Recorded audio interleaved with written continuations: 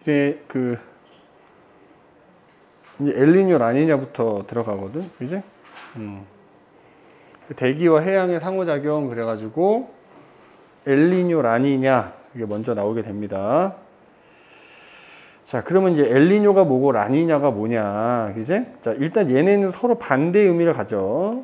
뭐 신의 아들, 뭐 신의 딸, 뭐 하여튼 라틴어로 요렇다라고 하는 건데, 그러려면 일단 요 엘니뇨하고 라니냐가 정확히 이해가 되려면 사실 대기대순환 잘 알고 있어야 되거든.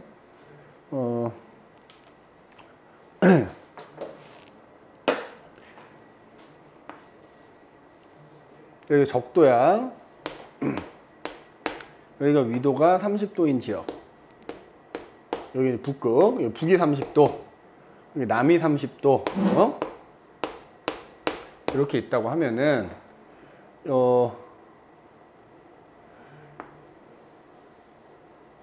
이쪽에 이제 남아메리카 대륙이 이렇게 있을 거 아니야? 그럼 여기 있지, 여기.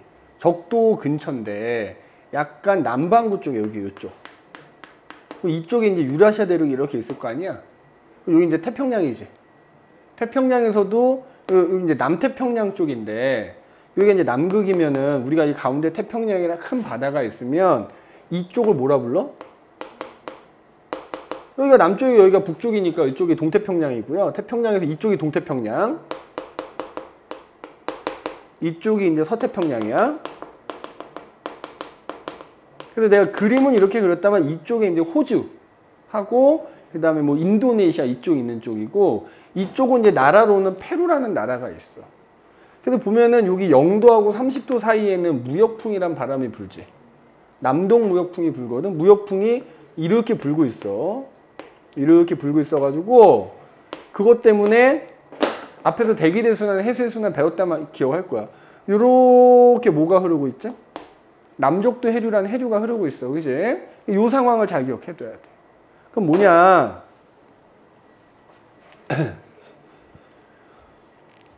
그래서 이제 만약에 이쪽에 이렇게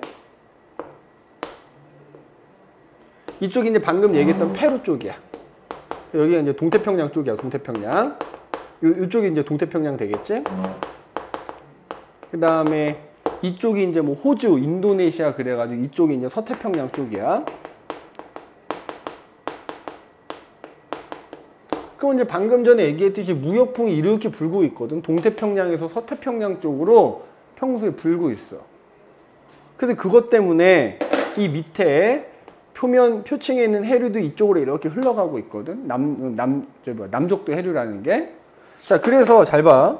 평상시에는 어떤 모습이냐면 이 동태평양에서 서태평양 쪽으로 무역풍이란 바람이 이렇게 불고 있어.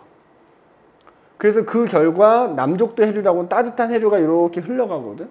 그러다 보니까 페루 쪽은 표면에 있는 바닷물이 흘러갔기 때문에 아래쪽에서 아래쪽에서 약간 차가운 물이 올라오고 있어. 그냥 요걸로 하자. 이렇게 올라오고 있다고. 용승이라 그래. 그래서 그러다 보니까 평상시에는 이쪽이 요 페루 요 앞바다, 여기 앞바다가 수온이 높겠니, 낮겠니? 수온이 차가운 물이 올라오고 있다니까 수온이 낮겠지. 앞에서 네가 해수의 순환을 배웠다면 수온이 낮어. 그러면은 용존산소가 많아. 용존산소가 많으면 영양염류가 많고 플랑크톤이 많아서 결과적으로 여기 페루 앞쪽은 그 좋은 어장이 형성이 돼 있어. 그 다음에 여기가 수온이 낮으니까 그 위에 있는 공기도 냉각이 되겠지. 그 결과 요렇게 요렇게 하강기류가 생겨. 그러면 기압으로 따지면 무슨 기압이야? 고기압이 되는 거야, 고기압이. 그래서 그렇게 하강한 공기가 이렇게 가서 서태평양은 그러면 이제 따뜻한 해수가 이쪽으로 이동해 왔기 때문에 여기가 수온이 어때? 상대적으로 높다고요. 바닷물이 따뜻하니까 그 위에 있는 공기도 가열되면서 이렇게 상승을 해. 그러니까 기압으로 따지면 무슨 기압? 상승기류다 그러면 무조건 저기압인 거지. 그럼 그래서 그 상승한 공기가 이렇게 또 이동해서 이쪽에서 이렇게 하강을 하는 거야. 그래서 동태평양하고 서태평양 사이에 이렇게 커다랗게 공기순환이 하나 형성이 돼 있어. 그래서 평상시에는 페루 쪽이 고기압이야. 수온은 낮아.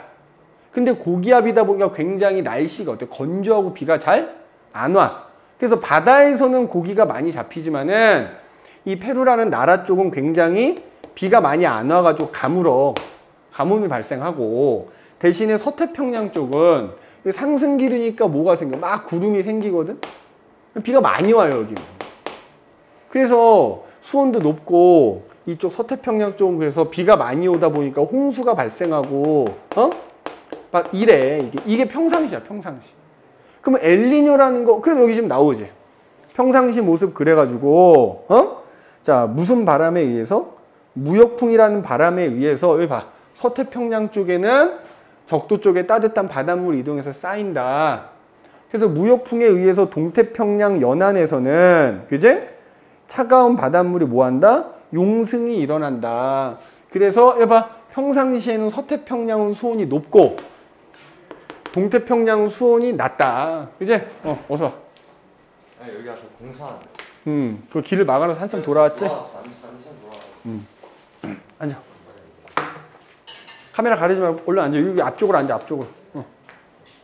자, 그래서 평상시에는 여기가 수온이 낮은 거야. 그래서 이제 이와 같은 공기 순환이 쭉 일어나고 있어. 그죠? 그래서 여기 보면 이런 말 나오지? 그래서 표층 수온은 서태평양이 높고 동태평양은 낮더라, 평상시에. 그지? 여기 지금 색깔로 이렇게 표시되어 있는 거야. 자, 참고로 지금 내가 여기 동태평양이라고 했던 게 여기거든. 여기 페루 여기거든. 여기. 이쪽? 야, 근데 조심해야 될 게, 그림이 나오면 여기 봐봐. 이게 뭐라고 돼 있냐? 60도 W 혹은 100도 W라고 돼 있고, 그러니까 W만 보고 이쪽이 서태평양이라고 생각하면 안 돼. 여기서 60도 W니 120도 W니 하는 거는 경도거든, 경도. 경도는 어디를 기준으로 해? 그리니치 천문대를 기준으로 하거든. 그럼 이 지도상에서 여기가 남아메리카 대륙이면 여기 대서양 이쪽에 유럽이 있거든. 여기를 기준으로 서쪽이라는 의미이기 때문에 요거만 보고 이쪽이 서태평양 그러면 큰일 나는 거야. 태평양이라는 바다에서 동쪽이거든. 알겠어? 그래서 여기가 동태평양이야. 그래서 평상시엔 이런 모습을 떼서 봐봐. 그래서 여기 지금 호주 쪽이 어때? 수온이 굉장히 높지. 지금 이거 화면상이 좀 되게 흐릿하게 나오는데, 그제? 흐릿하게 나오는데 호주 쪽이 높죠. 그러면 엘니뇨라는 건 도대체 뭐냐? 여기 뭐 뜻은 열대 동태평양 일대에 나타난 대규모의 이상 고온 현상 이렇게 돼 있잖아. 자, 잘 봐. 요게 핵심이야. 평소에 비해서 뭐가 무역풍이 약해지는 거야. 무역풍이 약해져. 자, 이게 요 그림이 지금 평소의 모습이라면, 자, 무역풍이 약해질 때 엘니뇨가 발생하는 거야. 무역풍이 약해질 때 엘니뇨가 발생하는데, 그럼 어떻게 되느냐? 자, 요게 지금 평상시 때 모습이라고 했어.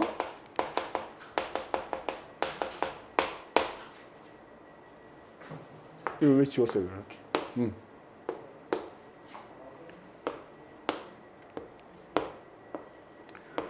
자, 요즘 하얀색으로 그리는 게 무역풍이 평소보다 약해지는 거야. 무역풍이 약해져.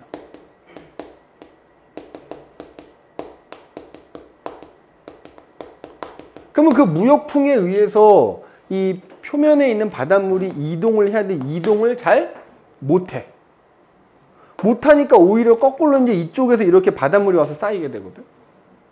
그러면 여기 있는 바닷물이 가야 차가운 바닷물이 올라오는데, 이제 이쪽 바닷물이 잘 못 가니까 용승이 어떻게 돼?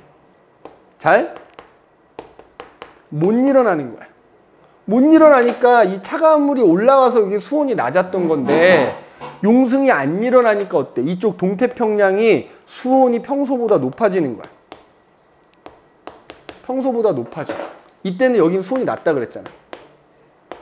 그제? 평소보다 수온이 높아지는 거야. 이게 엘니뇨야. 그러면 그 높아진 결과 어떻게 되느냐? 해봐.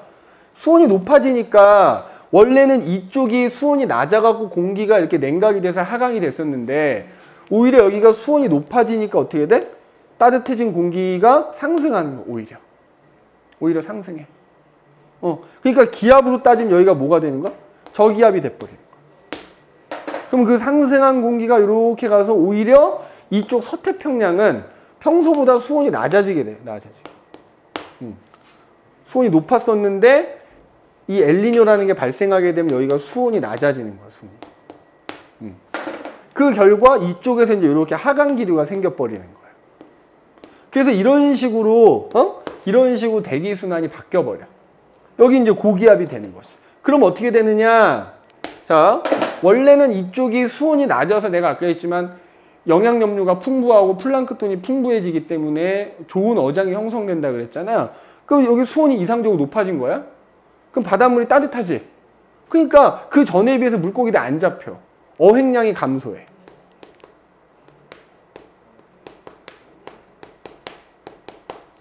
그 다음에 이쪽이 저기압이 돼서 여기가 상승기류가 생기고 여기에 구름이 생겨버리는 거야. 원래 평상시에 여기가 고기압에서 비가 안 온다 그랬잖아. 비가 많이 와. 그러니까 평소에 가물다가 엘니뇨가 되면 비가 많이 오니까 갑자기 홍수가, 대홍수가 발생해.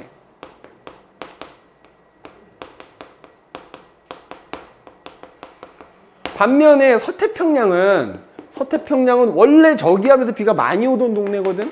근데 고기압이 되면서 오히려 어떻게 돼? 비가 안 오고 오히려 어떻게 돼? 야, 비가 많이 오던 동네에서 비가 안 오면 되게 가문 거야. 그지? 여기서 오히려 반대로 대가뭄이 발생해.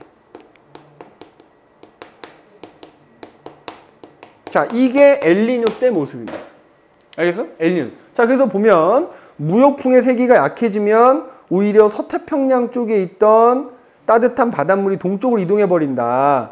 그 결과 동태평양에서는 용승이 약해지니까 그 결과 동태평양의 수온이 어떻게 된다? 올라간다. 그지? 올라간다. 그래서 여기 보면은 표층 수온은 오히려 서태평양은 평소보다 낮아지고 동태평양은 평소보다 높아진다. 그래서 원래 여기하고 여기에 온도 차이가 있을 거 아니야. 그러니까 엘니뇨가 되면 이게 줄어버리는 거야. 그 차이가. 여기는 온도가 높았는데 낮아지고 여기는 온도가 낮았는데 높아지니까 원래 평소에 서태평양 수온이 이만큼이고 동태평양이 이만큼이었으면 이만큼 차이가 나잖아. 근데 엘니뇨 때가 되면 그 차이가 줄어들어 버린다 이 얘기야. 그래서 여기 지금 그림을 봐봐. 그림을. 그지? 그림을. 그 다음에 여기 보면 이제 편차란 말 나오거든. 편차. 수온 편차란 말 나오지. 이제 그림이 좀 흐릿하니까 너희는 그냥 프린트 있는 걸로 좀 보자면은 편차라는 건 뭐냐면 잘 봐. 요것도 잘 이해를 해야 돼. 항상 편차 나오면은 항상 관측값에서 평균값을 빼는 거야. 그러니까 저기 나오는 자 수온 편차다 라고 하면 내가 관측한 수온에서 그 지역의 평균 수온을 빼는 거야. 자, 그럼 잘 봐봐. 요게 지금 엘니뇨 때라고 했잖아. 야, 동태평양 기준으로 봐봐. 동태평양은 엘니뇨 때 수온 편차가 어떻게 되겠냐? 편차라는 건 플러스 값이냐 마이너스 값이냐만 보면 되거든. 동태평양은 평소에 평균 수온이 낮아. 야, 평균 수온이 낮단 말이야. 근데 엘니뇨가 되면 수온이 높아졌잖아. 그러면 큰 값에서 작은 값을 빼니까 동태평양은 수온 편차가 뭐가 나와? 플러스 값이 나오는 거야. 반면에 서태평양은 수온 편차가 어떻게 되겠어? 평균적으로 수온이 높은 동네란 말이야. 근데 엘니뇨가 발생하면 오히려 어떻게 돼? 수온이 낮아지거든? 그러면 적은 값에서 큰 값 빼는 거니까 수온 편차가 뭐가 나와? 마이너스가 나와. 자, 동태평양은 엘니뇨 때 수온 편차가 뭐가 나온다? 플러스가 나온다. 그래서 지금 여기 봐봐. 여기 지금 그림이 좀 흐릿해서 안 보이는데 여기 지금 2.5 이렇게 뭐 3.5 이렇게 써 있는 거거든. 근데 지금 보면 엘니뇨가 발생했을 때 동태평양 쪽은 지금 플러스 값 나오잖아. 맞아? 플러스 값 나오잖아. 니네 문제 풀 때 이거 많이 나와. 수온 편차 그래프만 주거든.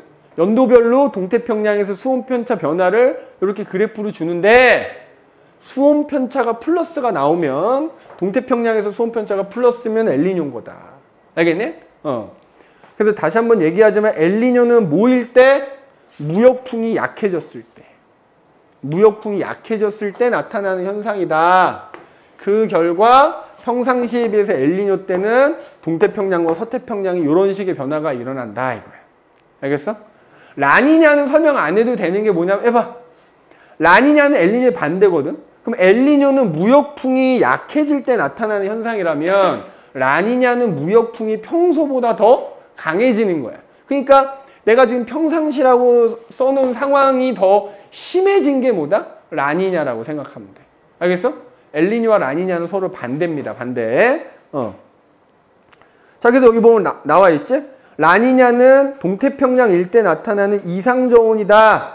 그러니까 엘니뇨와 반대로 어떨 때? 오히려 무역풍이 강해졌을 때 나타나는 동태평양에서 수온이 더 낮아지는 현상인 거다. 그래서 라니냐는 그냥 뭐라고 생각하면 되겠다? 평상시보다 강해진 거, 평상시가 더 강해진 거가 라니냐라고 생각해. 평상시 때 이 기거가 더 강해진 거가 라니냐라고 생각하면 된다는 얘기야. 알겠어? 그럼 라니냐 때는 야 동태평양은 수온 편차가 이거보다 더 낮아지는 거니까 어떻게 돼? 이거 반대거든? 라니냐가 되면 동태평양은 수온 편차가 마이너스가 되는 거고 서태평양은 수온 편차가 플러스가 되는 거, 서로 반대가 되는 겁니다. 알겠니? 서로 반대가 되는 거야. 그래서 일단 엘니뇨와 라니냐는 이렇게 되겠다. 그럼 이제 엘니뇨나 라니냐, 특히 엘니뇨가 발생했을 때, 자 여기 해수면의 높이는 어떻게 되고 수온 약층의 시작 깊이는 어떻게 돼? 요거 한번 살펴볼 건데, 자 무슨 얘기냐 하면, 얘 봐봐. 요 그림을 일단 좀 지울게. 다시 한번 그릴게. 자, 그림 좀 조그맣게 그릴게. 좀 조그맣게. 자, 예를 들어서 여기 평상시 때야. 자, 여기가 이제 서태평양이고 여기가 동태평양. 자, 해봐. 평상시에는 무역풍이 이렇게 동에서 서로 부니까 그 결과 따뜻한 바닷물이 이렇게 이동한다 그랬잖아. 그러면 어디가 해수면이 높겠냐? 야, 표면에 있는 바닷물이 서태평양 쪽으로 갔으니까 따지면 해수면이 서태평양 쪽이 높겠지. 맞아? 이해돼? 여기서 보면 나오잖아. 평상시에 해수면의 높이는 서태평양이 높고 동태평양이 낮다. 맞아? 그럼 봐봐. 야, 이 평상시에 서태평양하고 동태평양 사이에 이 해수면의 높이 차이가 있을 거 아니야. 그런데 엘니뇨가 발생하면, 이제 엘니뇨가 발생하면 무역풍이 약해져서 표면에 있는 바닷물이 흘러가는 게 약해지니까 반대로 서태평양 쪽에 있는 바닷물이 이쪽으로 흘러온다 그랬잖아. 그러니까 뭐 동태평양의 해수면이 서태평양보다 높아지진 않겠다만 이 차이가 어떻게 되겠어? 줄어들겠지. 오히려 여기는 해수면이 조금 증가하고 여기는 해수면이 감소하니까 그 차이가 어떻게 되겠어? 요거보단 요 줄어들겠지. 맞아? 승민이 맞니? 승민이 힘든 거 아는데 후딱후딱 하고 후딱후딱 쉽시다. 그래서 엘니뇨가 발생하면 서태평양은 오히려 해수면이 낮아지고 동태평양은 높아지다 보니까 그 차이가 줄어들게 된다 이거야. 알겠어? 반대로 라니냐 때는 이게 더 심해지겠지. 맞아? 라니냐 때는 더 심해지겠지. 그래서 그거 그러면은 이런 거 있어. 해수면 편차라는 말이 또 나와. 거기다 좀 써놔봐. 해수면 편차 그래가지고 야 동태평양하고 서태평양 각각 나눠가지고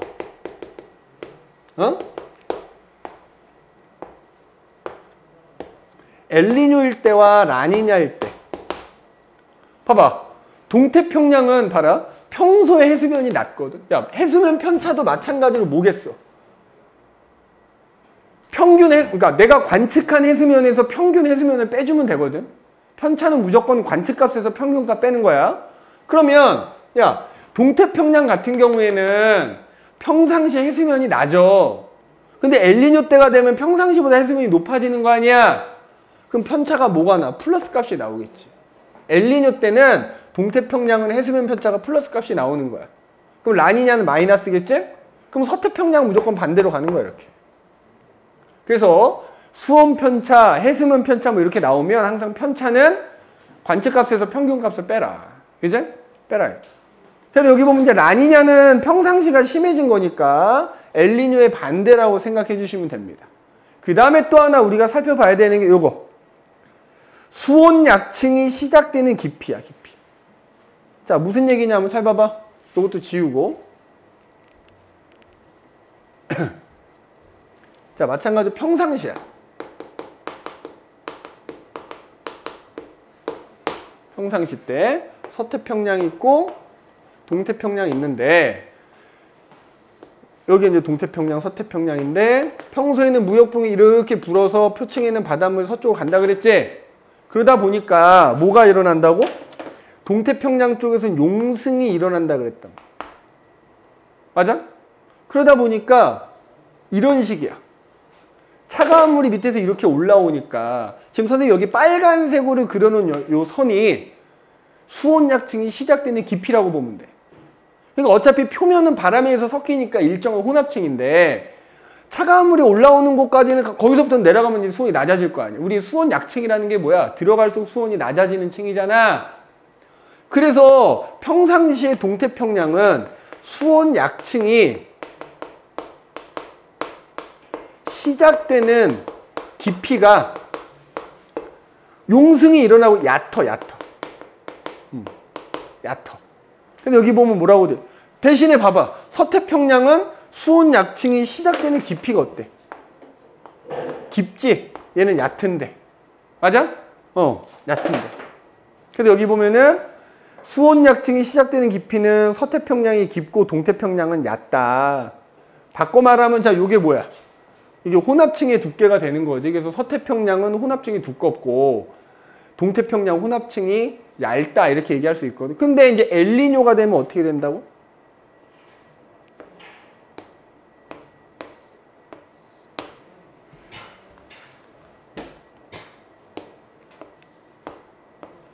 엘니뇨 때가 되면 이게 바람 약해지잖아. 바람도 약해지고 그래서 표층 해류가 약하잖아. 이동하지 않잖아. 이렇게 거꾸로 온다 그랬잖아. 오히려. 그러니까 용승이 잘 못 일어나지? 맞아? 용승이 못 일어나. 그러니까 어떤 식이래? 반대가 되는 거야. 오히려 서태평양은 바닷물이 이쪽으로 가버리니까 약간 이렇게 돼야 된다 그래. 오히려 얘는 깊어지고 얘는 얕아지고 이런 식의 변화가 나타나지. 맞아? 그래서 엘니뇨 때가 되면, 그죠? 엘니뇨 때가 되면 그 수온약층이 시작되는 깊이가 동태평양 쪽은 깊어지고 서태평양 쪽은 오히려 얕아지고 이렇게 된다. 평상시보다 얕아졌지 얘는. 얘는 평상시보다 깊어졌지. 그래서 엘니뇨가 발생하면 오히려 동태평양은 수온약층이 시작되는 깊이가 깊다. 평소보다 깊어진다. 이렇게 얘기할 수 있다. 알겠어? 그래서 결국에는 그 서태평양과 동태평양 사이 차이가 줄어들게 된다 이거지. 그죠? 그래서 여기 보면은 지금 그림 나와 있지? 자, 요 밑에 그림 보면 되겠죠. 요 밑에 그림. 요 밑에 그림. 그지? 요 밑에 그림. 지금 보면 요거야. 야, 지금 여기 오른쪽하고 왼쪽이 돼 있잖아. 그지? 내가 지금 뭐라 그랬어? 여기. 지금 이쪽이 동태평양이고 이쪽이 서태평양이라고 보면 되거든? 동태평양은 수온약층이 시작되는 깊이가 얕은 거야. 이게 평상시야. 그러면 여기서 왼쪽은 뭐야? 지금 왼쪽 봐봐. 지금 여기 보면 요 온도 갖고 알 수 있거든, 온도 갖고. 온도 갖고 보면은 동태평양 같은 경우에 지금 수온약층까지 깊이가 요만큼밖에 안 되는 거야, 평상시에. 근데 엘니뇨 때가 되면 그게 더 깊어지는 거지. 그지? 깊어지는 거야. 여기 보면 이 그림상으로도 이렇게 깊어진 걸로 지금 나와 있지. 그리고 서태평양은 반대로 어때? 지금 요때가 엘니뇨 때고 요때가 평상시라고 보면 되거든? 아니면 뭐 라니냐 때라고 봐도 되는 거야. 그래서 평상시에 서태평양은 수온약층이 시작되는 깊이가 깊은데 엘니뇨 때가 되면 수온약층이 시작되는 깊이가 얕아지는 거야. 그러면 반대로 혼합층은 두꺼운데 혼합층이 얇아지는 거고 반대로 동태평양은 혼합층이 얇았는데 두꺼워졌다. 이렇게 보면 되는 거야. 그지? 그래서 엘니뇨가 또 발생함에 따라서 이렇게 수온약층이 시작되는 깊이도 달라진다. 뭐 이런 얘기입니다. 그래서 이제 아까 어획량 얘기했죠. 어획량. 원래 동태평양이 수온이 낮아서 어획량이 많았던 상황인데 수온이 높아지면 어떻게 돼? 오히려 평소보다 어획량이 감소하게 된다고. 그지? 그래서 여기 보면 엘니뇨가 발생하면 동태평양 연안에서는 용승의 약화로 인해서 어장이 황폐화된다고. 확 줄어든다 이 말이야. 알겠니? 근데 이런 엘니뇨와 라니냐가 보통은 2년에서 7년을 주기로 좀 불규칙하게 나타나는데 근래 들어서는 이게 더 어때? 엘니뇨가 나타날 때 그 강도도 더 세지고 좀 더 불규칙해지고 뭐 이런 패턴을 보인다라는 거야. 그래서 일단 엘니뇨와 라니냐가 뭔지에 대해서 알아야 되고 그래서 정리되면 이렇게 돼. 정리하면 이렇게 표가 나와 있으니까 이 표는 좀 참고해 두시고 특히 아까 얘기했던 거죠. 봐. 뒤에 가면 나올 텐데 봐라. 평상시에 동태평양에서는 수온이 낮기 때문에 이렇게 하강기류가 생겨서 여기가 일종의 고기압이라고 그랬잖아. 그리고 서태평양은 이제 수온이 높기 때문에 상승기류가 생겨가지고 일종의 이제 저기압이 되면서 여기 이제 구름이 막 생겨서 이제 비가 온다 그랬잖아. 그리고 상승한 공기는 이렇게 또 이동해서 동태평양에서 하강해서 동태평양과 서태평양 사이에 이렇게 뭐야? 공기 순환이 하나 있지. 자, 요걸 뭐라고 부르냐면 여기 나오는데 워커 순환이라고 불러. 워커 순환. 그러니까 이제 엘니뇨가 발생하거나 라니냐가 발생하면 요 워커 순환이 변하는 거지. 예를 들어서 엘니뇨가 발생하면 아까 여기서 상승해 버리거든 이렇게. 그래서 오히려 서태평양에서 이렇게 공기가 하강을 하게 되고 그러면 그게 또 이쪽으로 이렇게 이동하게 되고 이런 식으로 뭐야? 엘니뇨가 발생하면 이 워커 순환이라는 것도 변화가 생기는 거야.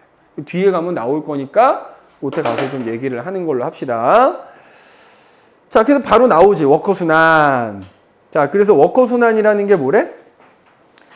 동태평양과 서태평양 사이에 동서방향으로 발달한 거대한 요거 대기 순환을 워커 순환이라고 하는 거예요. 그죠? 그래서 아까 얘기했지만 열대 서태평양 지역은 상승 운동이 활발한다. 즉 저기압이 된다 이 얘기고. 맞지? 그래서 그게 상승한 공기는 상대적으로 차가운 동태평양에서 하강한다.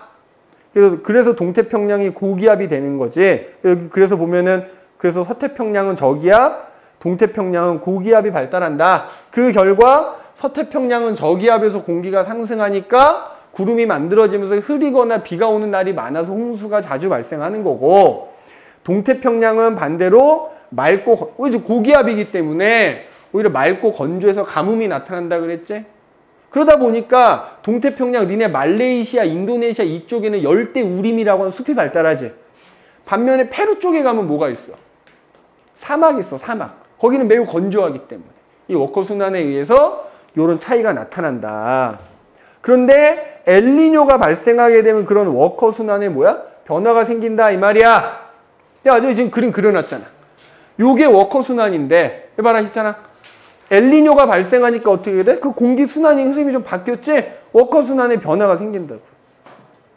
그래서 여기 보면 자 서태평양에 쌓였던 따뜻한 해수가 무역풍이 약해지면서 동쪽으로 이동하기 때문에 상승 기류가 평소보다 중앙태평양 쪽으로 이동한다. 그 결과 태평양 전체적으로 기압 분포가 변화가 생긴다.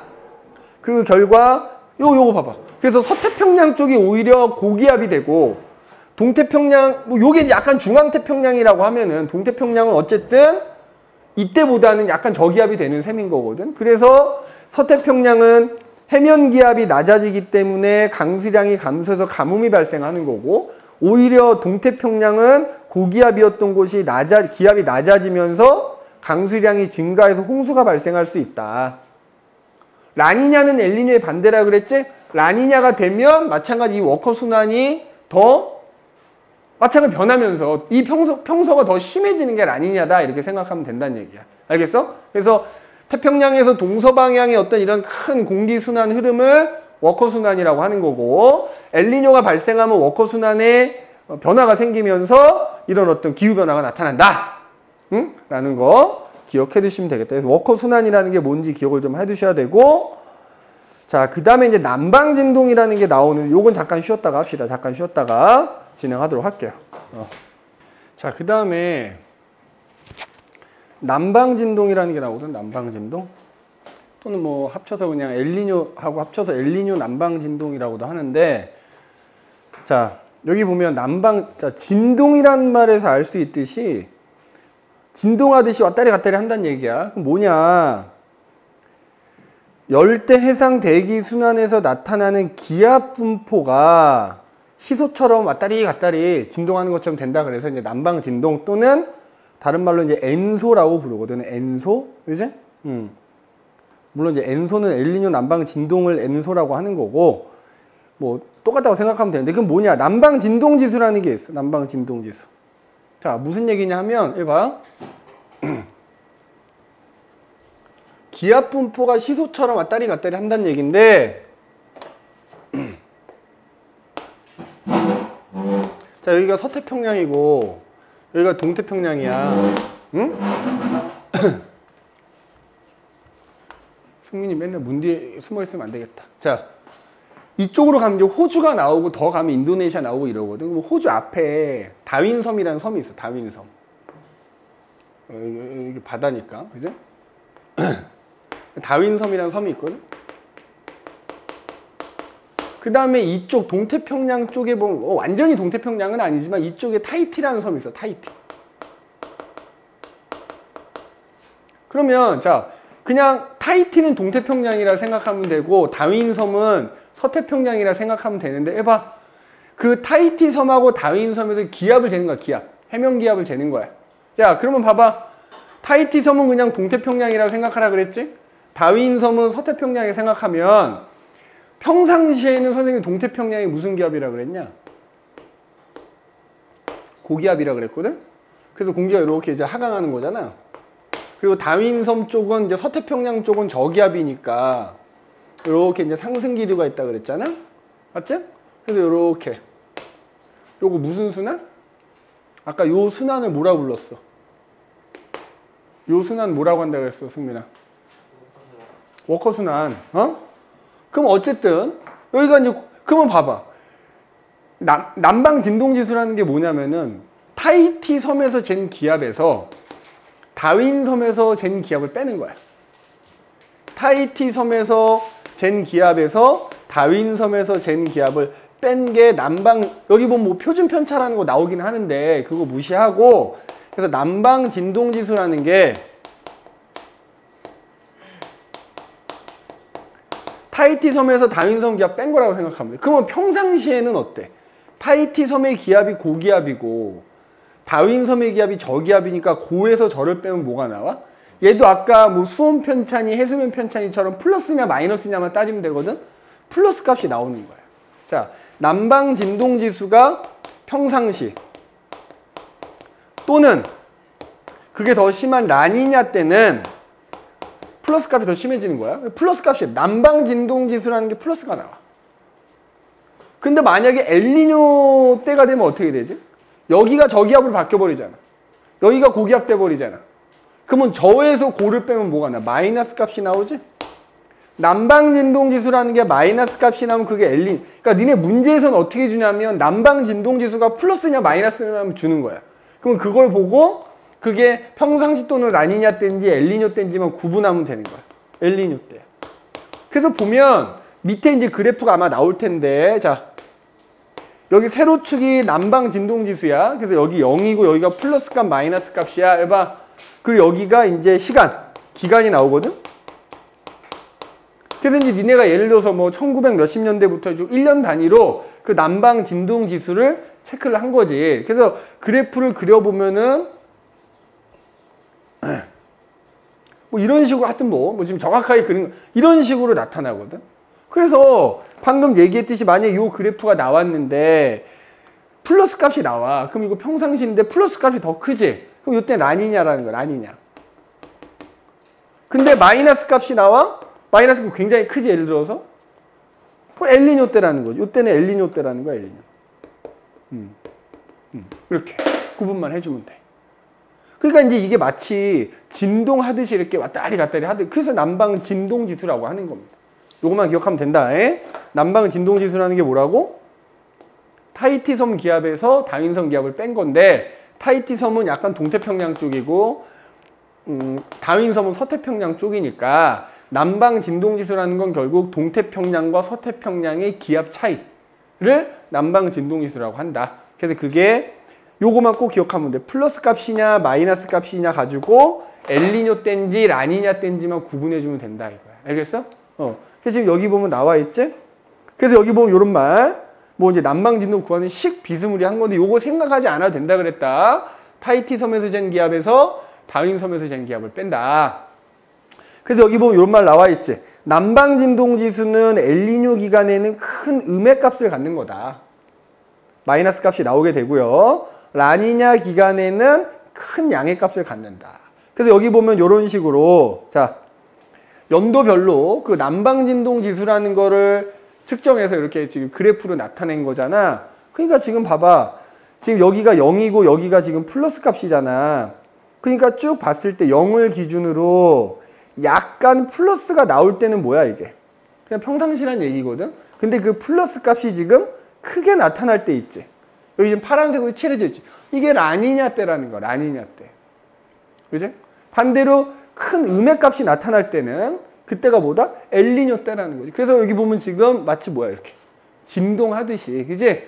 약간 불규칙하지만 주기적으로 이렇게 오르락 내리락 그 기압이 그 기압 편차가 변하고 있지?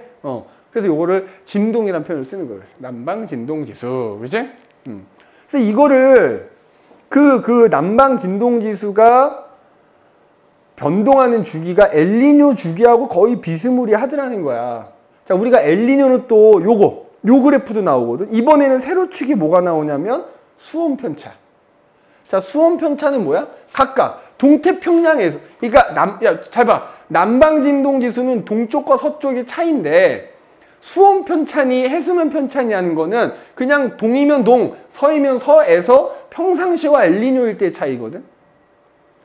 그럼 아까 자 요거 여기다 이렇게 정리를 해줄게. 우리 아까 수온 편차라는 거 있었고, 이제 자 수온 편차는 동태평양하고 서태평양에서 각각 자 엘니뇨일 때와 라니냐일 때. 자 내가 볼 동태평양에서 수온 편차 잘 봐. 동태평양은 평소에 수온이 낮거든. 근데 엘니뇨가 되면 높아지니까 수온 편차가 엘니뇨 때가 되면 어떻게 된다고? 관측값에서 평균값 빼면 이게 플러스 값 나온다고. 그러면 라니냐 때는 동태평양에서 수온 편차가 마이너스 값이 나오는 거야. 서태평양 그 반대로 가는 거지. 자 그런데 아까 해수면 편차는 어떻게 된다 그랬냐?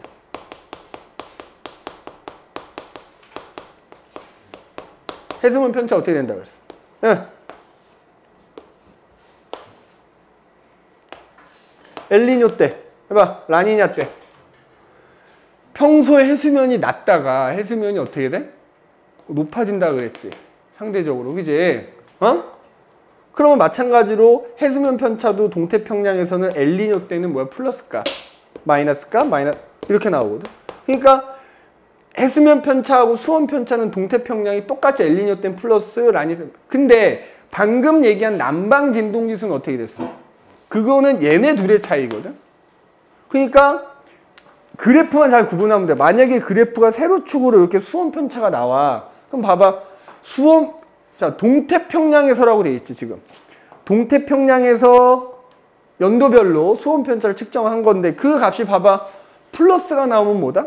여기가 0을 기준으로 플러스 값이 나올 때가 뭐다? 엘니뇨. 마이너스 값이 나올 때가 라니냐라는 거야. 근데 남방 진동지수는 뭐야? 반대지? 남방 진동지수는 오히려 마이너스일 때가 엘니뇨였고 플러스일 때가 라니냐다. 그거 헷갈리지 말고 잘 구분하셔야 됩니다. 알겠어? 그래서 세로축에 뭐가 써 있는지 보라고. 남방 진동지수가 써 있냐? 수온 편차 또는 해수면 편차가 써 있냐를 잘 보란 말이야. 자, 그래서 이 남방 진동하고 엘니뇨, 라니냐를 그냥 하나로 묶어서 표현하는 걸 우리가 엘니뇨 남방 진동 또는 엔소라고 부른다라는 거. 왜냐면 남방 진동 지수의 주기가 엘니뇨냐 라니냐의 주기랑 거의 비슷하게 나타나기 때문에 이렇게 묶어서 그냥 표현한다. 그리고 다시 한번 얘기하자면 이 그림에도 나와 있지만 자 평상시와 엘니뇨일 때 지금 어때? 워커 순환이라고 하는 대기 순환의 흐름이 서로 다르지? 그래서 요 순환을 워커 순환이라고 한다는 것도 기억을 해두시고, 워커 순환이 달라진다. 엘니뇨와 라니냐 때는 그거 기억해 두시면 됩니다. 자, 그러면 이런 엘니뇨 남방주, 즉 엘니뇨가 발생하면 어떤 영향을 끼치냐 이거죠. 어떤 영향. 자, 직접적인 영향. 당연히 그 엘니뇨가 발생하는 해역, 서태평양과 동태평양은 직접적인 영향을 받겠지. 그러니까 예를 들어서 아까 서태평양 쪽에는 뭐가 있다 그랬지? 인도네시아나 호주 같은 나라들이 있다 그랬지. 그쪽하고 동태평양 쪽에는 뭐 페루, 직접적으로 이제 페루가 있고, 페루 약간 위아래쪽으로 미국 남부나 멕시코, 거기까지. 걔네들은 직접적인 영향을 받는다. 그래서 아까도 얘기했지만은, 예를 들어 엘니뇨가 발생하게 되면 페루 근처는 뭐야? 어획량이 확 감소한다든지, 아니면 굉장히 가물었는데 비가 많이 온다든지, 반대로 호주나 인도네시아 같은 데는 평소에 비가 많이 오다가 엘니뇨가 발생하면 비가 안 온다든지, 이런 식의 어떤 기상 변화가 일어난다. 그래서 여기 보면 기압 배치가 변하면서 뭐 가뭄이 발생, 가뭄이 없던 동네에서 가뭄이 나타난다든지, 반대로 가물던 지역에서 비가 너무 많이 해서 홍수가 발생한다든지, 그 다음에 수온이 높아지기 때문에 어떻게 돼? 태풍의 발생 빈도가 좀 많아진다든지, 이런 태풍이 발생한다든지 하는 기상 변화가 직접적으로 일어난다. 그런데 페루에서 발생한 엘니뇨가 우리나라에도 영향을 줄 수 있어. 자, 밑에 보면 나오죠. 원격 상관이라고 나오지. 열대 태평양에서 발생한 엘니뇨, 라니냐가 아주 먼 지역까지 영향을 주는 현상을 원격 상관이라고 한대. 왜?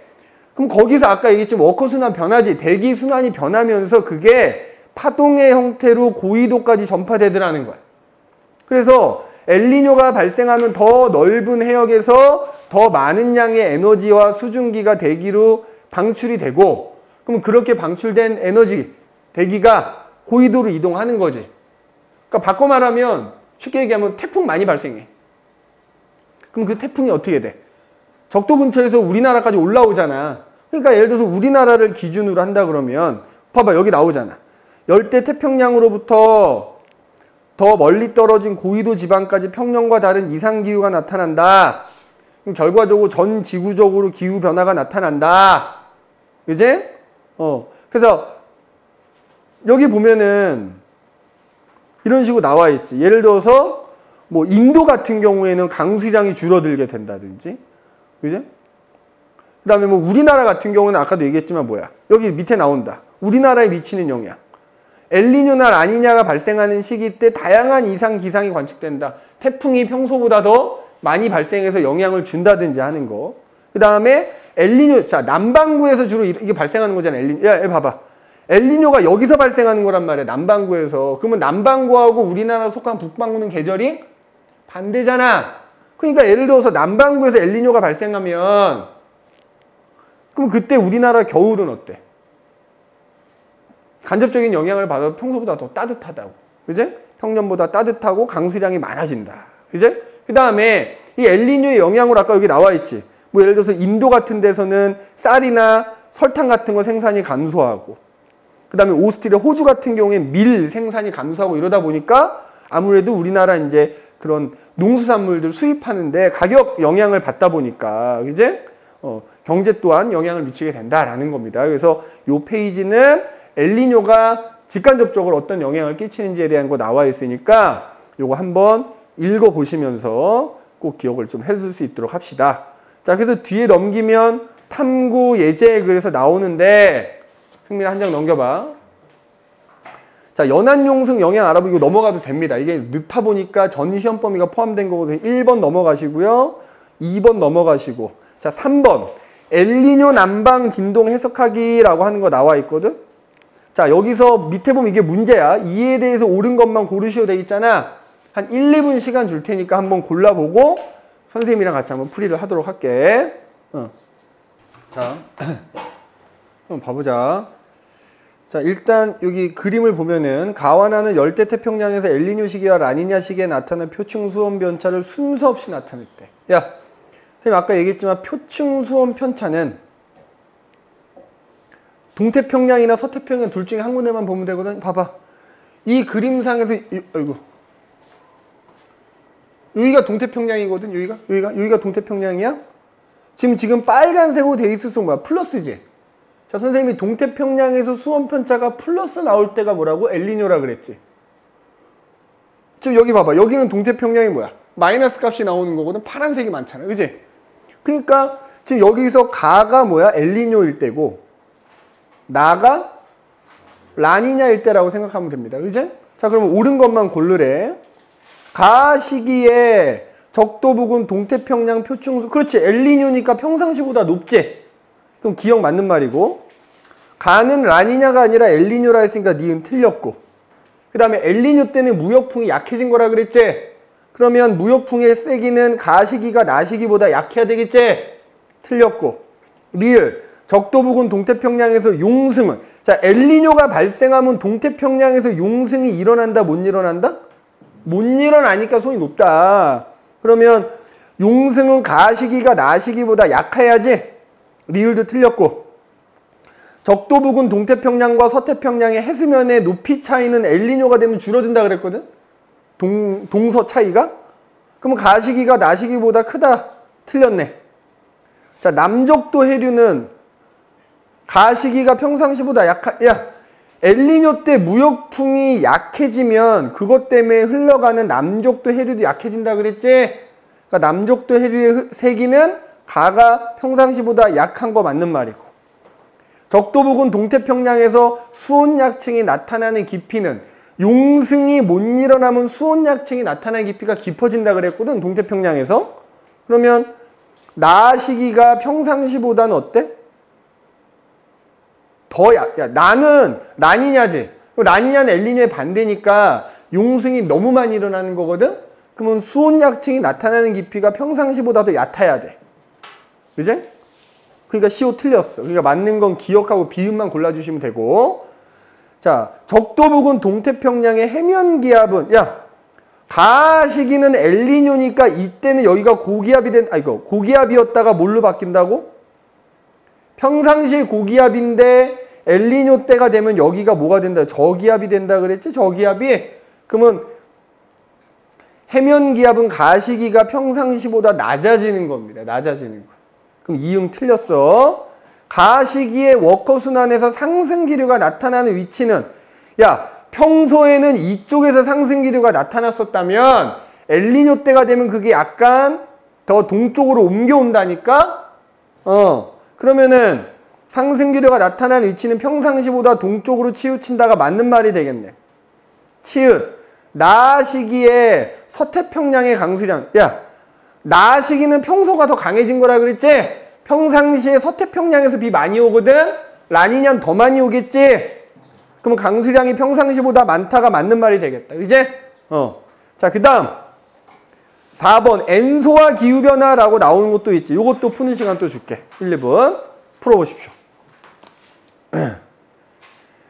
4번 엔소와 기후변화. 그래서 1950년대부터 2016년까지 계산된 난방 진동지수 나타낸 거고, 나는 1988년부터 2014년까지의 커피 가격 변동을 나타낸 그래프다. A와 B는 각각 엘니뇨 시기와 라니냐 시기 중 하나다. 자, 선생님 아까 난방 진동지수 나오면 뭐라 그랬지? 난방 진동지수가 플러스 값이 나올 때가 뭐라고? 라니냐. 따라서 A 시기가 라니냐고요. 음의 값이 큰 값이 나올 때가 엘니뇨라 그랬지? 맞지? 그러면 자, 이에 대한 설명으로 옳은 걸 골라라. 자, 여기 보면은 뭐 문제 이런 말 괜히 써 있는 거 아닐 거야. 커피 가격은 생산량이 적을수록 상승한다고 가정을 한다. 자, 옳은 것만 골라보자. 자, A 시기는 우리 A 시기가 뭐였냐? 라니냐지? A 시기 때가 라니냐잖아? 라니냐 때 해면 기압 편차는, 야, 서태평양, 동태평양 각각 물어보는 거잖아. 봐봐.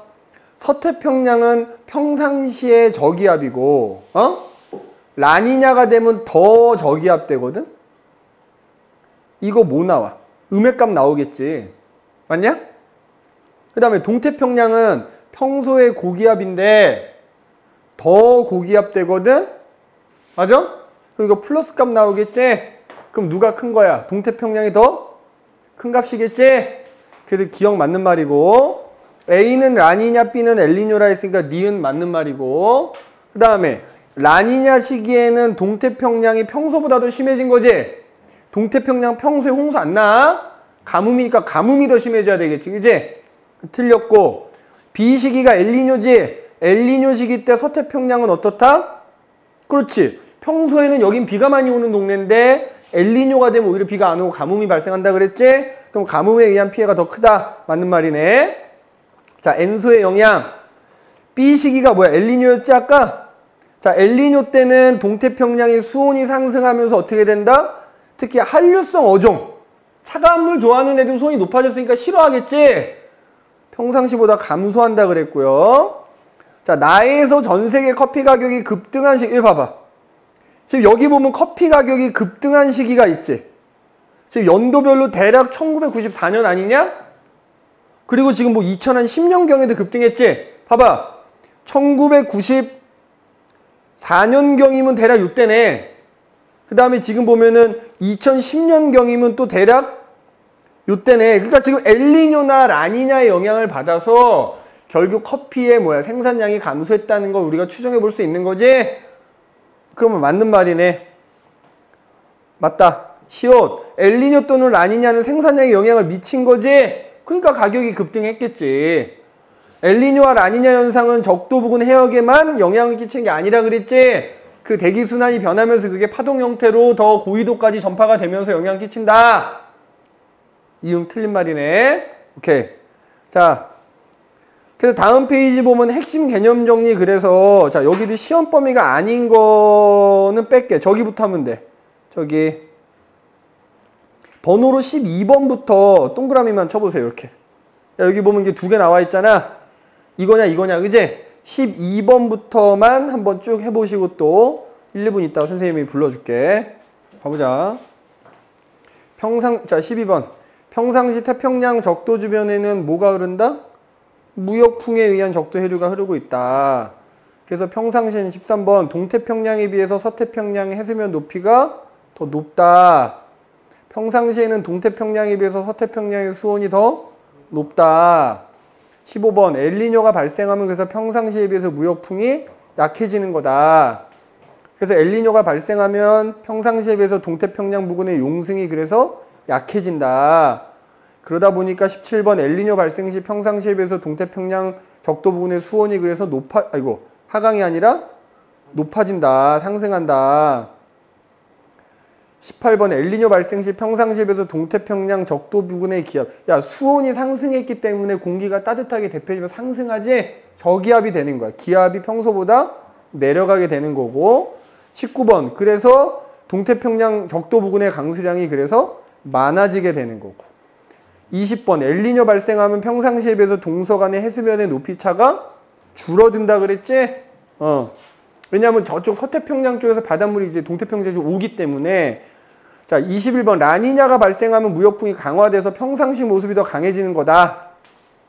엘니뇨에 의한 워커 순환의 약화는 무역풍을 결국 약화시키는, 그지?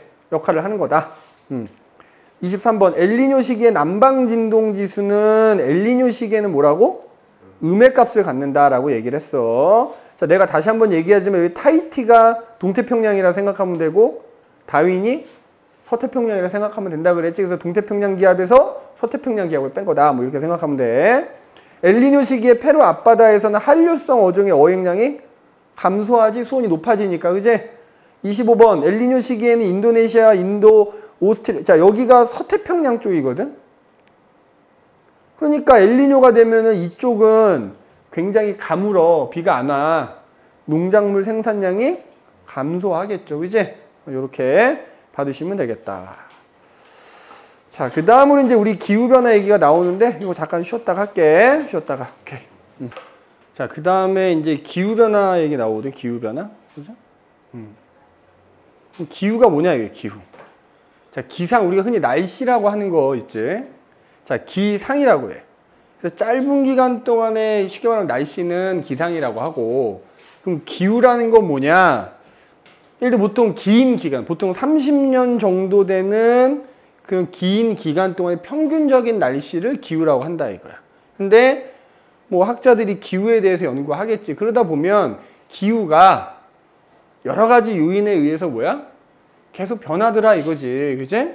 기후가, 그게 기후 변화야.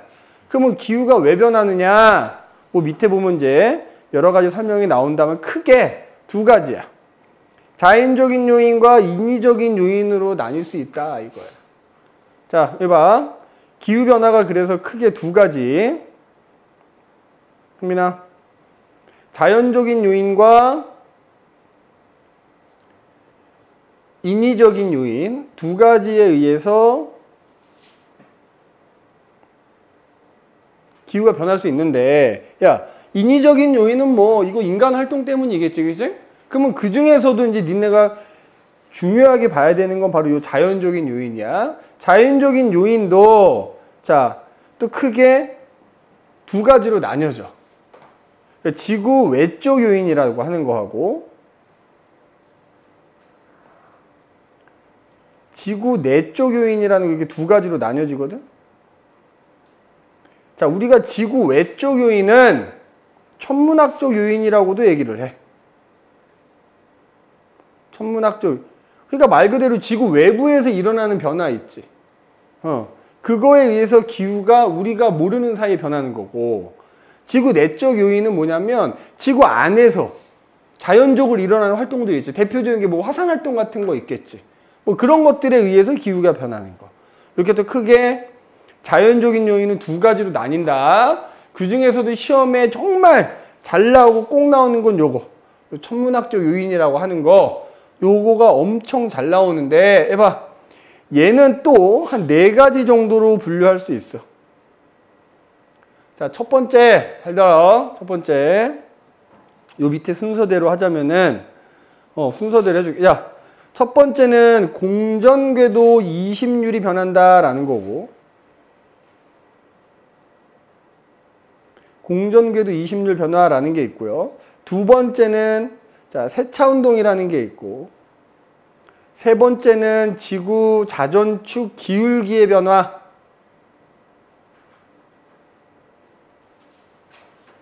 그 다음에 이제 네 번째로는 태양활동 변화.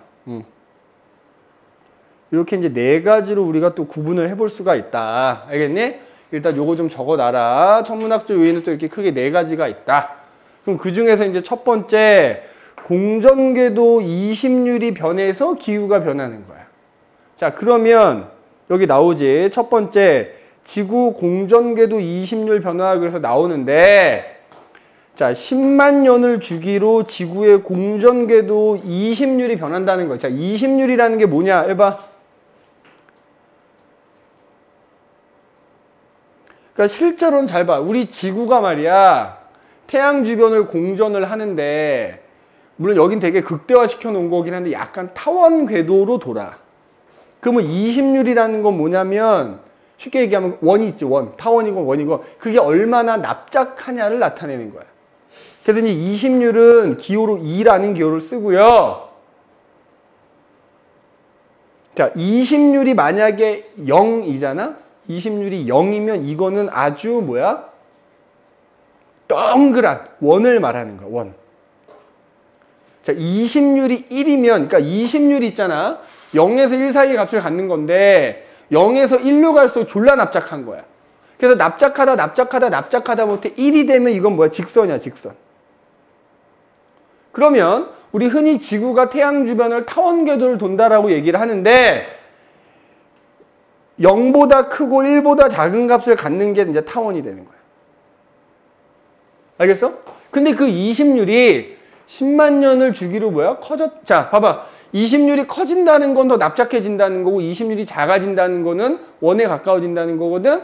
10만 년을 주기로 그게 변하더라는 거지. 그 궤도가 납작해졌다, 동그래졌다, 납작해졌다, 동그래졌다 하더라는 거야. 우리는 물론 느낄 수가 없지. 게다가 10만 년이 주기라고 하니까. 근데 그거에 의해서 저절로 기후가 변하게 된대. 자, 봐라.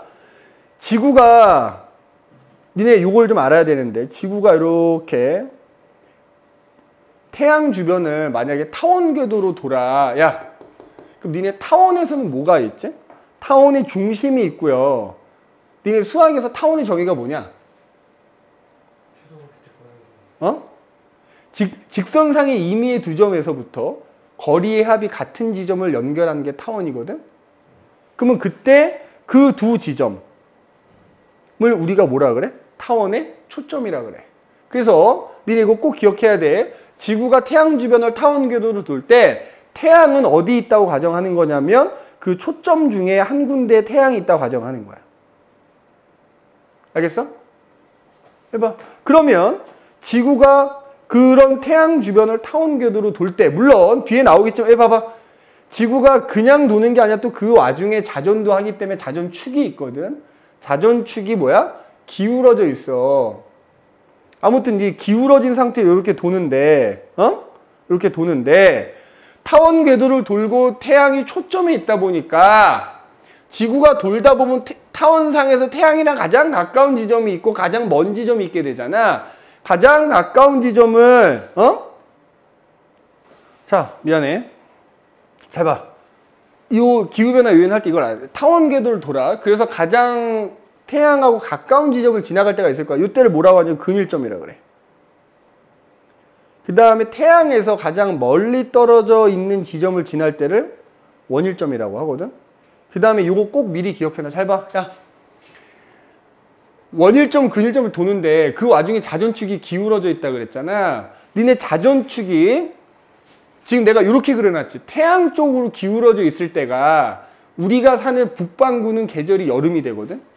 꼭 기억해라.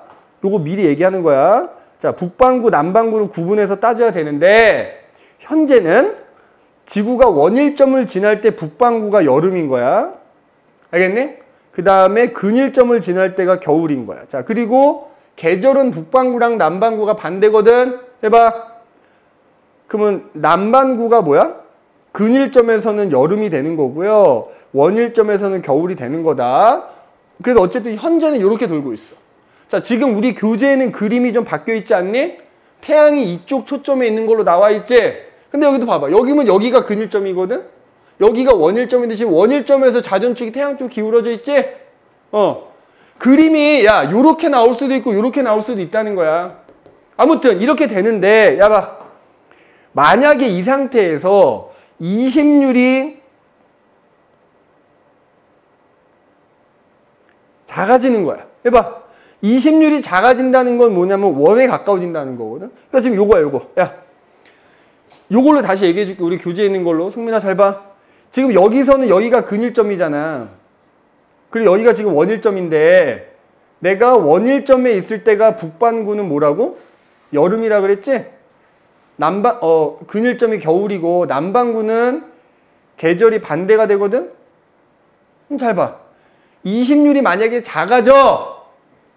그러면 지구의 공전궤도가 원에 가까워지는 거야. 근데 원일 때는 태양은 어디 있어요? 원의 중심에 있어야 되겠지? 맞아? 그래서 지금 만약에 요 궤도에서 요 궤도로 바뀌면 20률이 작아진 거거든 지금? 그럼 작아지면 봐봐. 자전축이 기울어진 건 그대로인데 그러면 북반구는 겨울이잖아. 근데 북반구 입장에서 그럼 태양하고 거리가 어떻게 돼? 멀어지는 거야. 맞아? 근데 여름은 오히려 어떻게 돼? 야, 여름일 때 지구의 위치가 태양하고 더 가까워지게 되거든? 그러니까 어떻게 되냐면 20률이 만약에 작아지잖아. 북반구 여름은 태양하고 가까우니까 더 더워지는 거야. 겨울은 추워지는 거야. 그 다음에 남반구 생각해봐. 야, 남반구는 겨울인데 지금 태양하고 더 가까워지면은 더 따뜻해지는 거지. 남반구 여름은 어떻게 되는 거야? 더 태양이랑 멀어졌기 때문에 더 시원해지는 거거든. 그럼 잘 봐라. 20률이 작아지면 우리 연교차라는 게 뭐야? 1년 중에 기온이 가장 높을 때와 기온이 가장 낮을 때 차이거든. 그럼 봐봐. 여름은 더 더워지고 겨울은 더 추워졌으니까 북반구 입장에서는 연교차가 어떻게 돼? 커지는 거야. 20률이 작아지면 북반구는 연교차가 커진다고요. 반면에 남반구는 어떻게 되냐? 겨울은 더 따뜻해지고 여름은 더 시원해지니까 오히려 연교차가 어떻게 돼? 줄어들게 되는 거야. 알겠어? 그러니까 20률이 10만 년을 주기로 달라지면 나도 모르는 사이에 어떻게 돼? 연교차가 북반구는 커지고 남반구는 연교차가 작아지는 기후변화가 나타난다고요. 그러면 이심률이 커지면 어떻게 되겠어? 반대가 되겠지?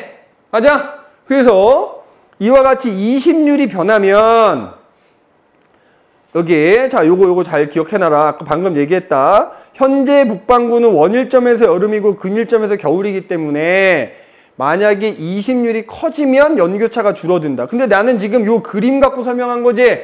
그림에서는 이심률이 작아지는 걸로 돼 있는 거거든. 그러면 연교차 커지는 거고 이심률이 커지면 연교차가 작아지는 거다. 요거 줄거놓고 꼭 기억해야 돼. 그래서 이와 같이 공전궤도 이심률이 변해도 기후가 변한다. 알겠어? 자, 두 번째. 세차운동이라는 게 있어.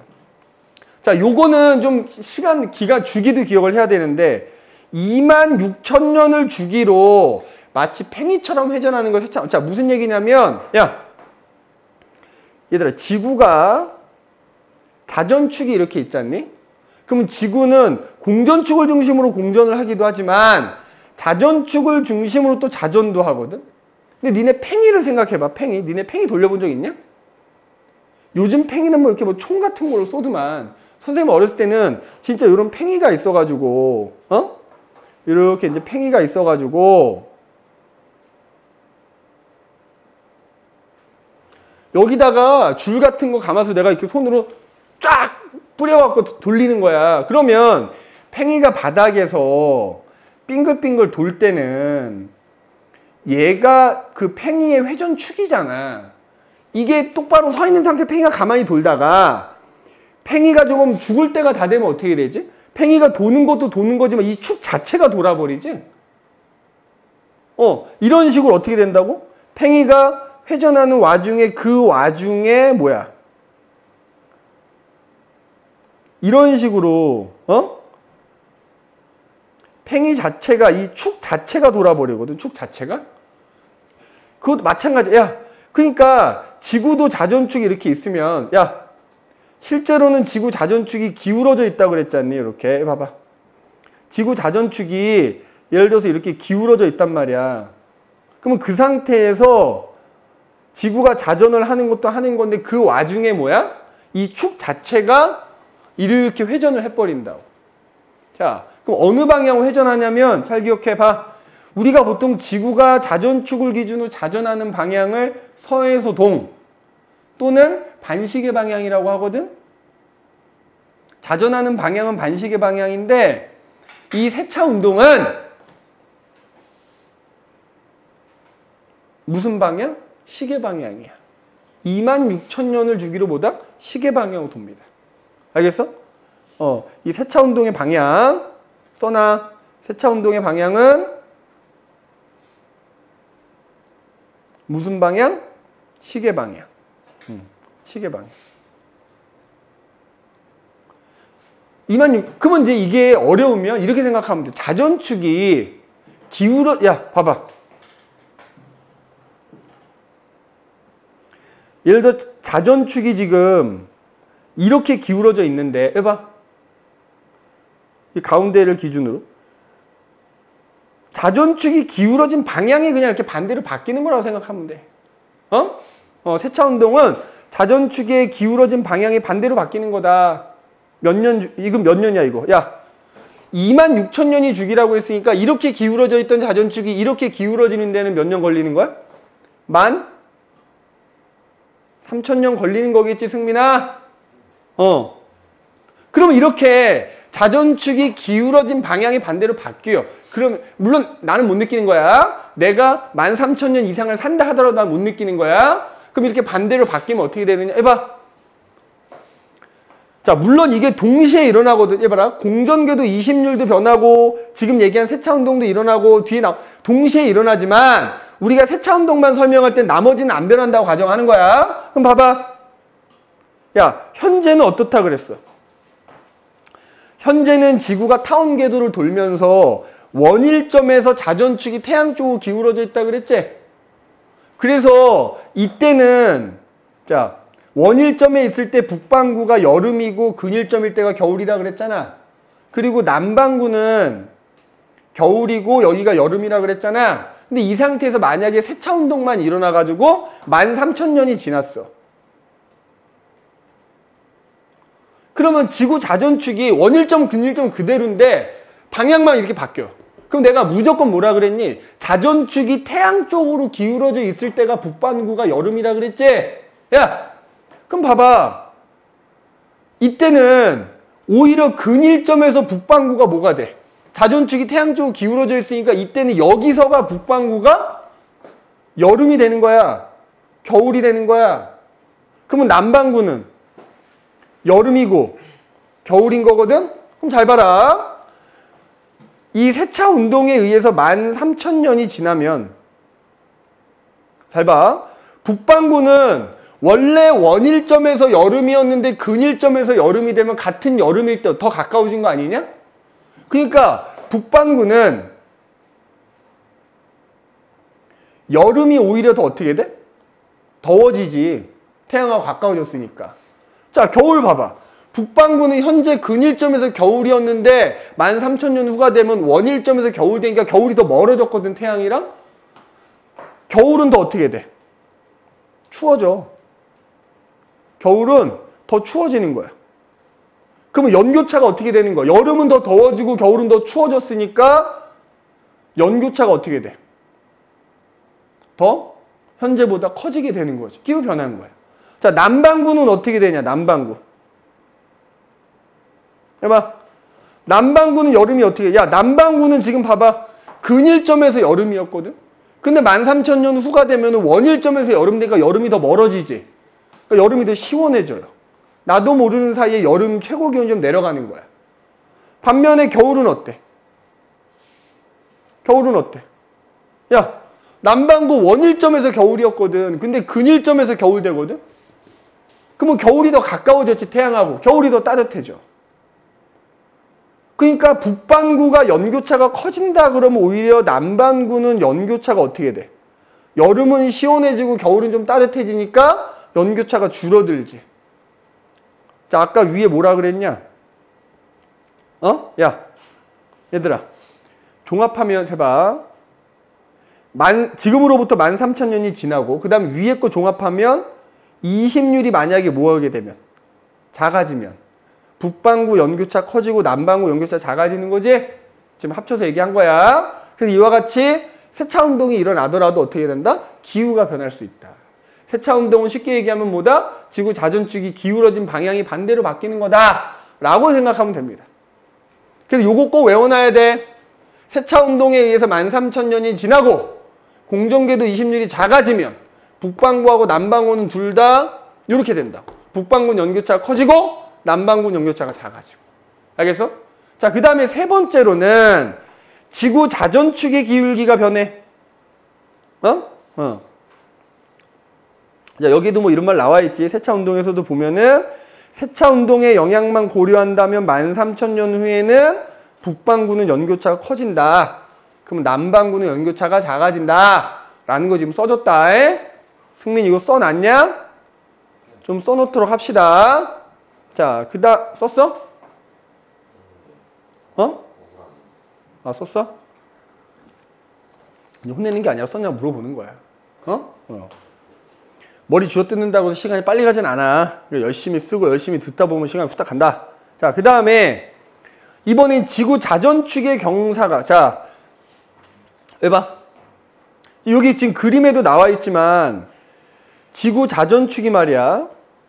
자, 여기 점선. 지구가 똑바로 서 있다고 하면 이 점선이 이제 공전축이라고 보면 되거든. 지구 자전축이 기울어져 있어요, 이렇게.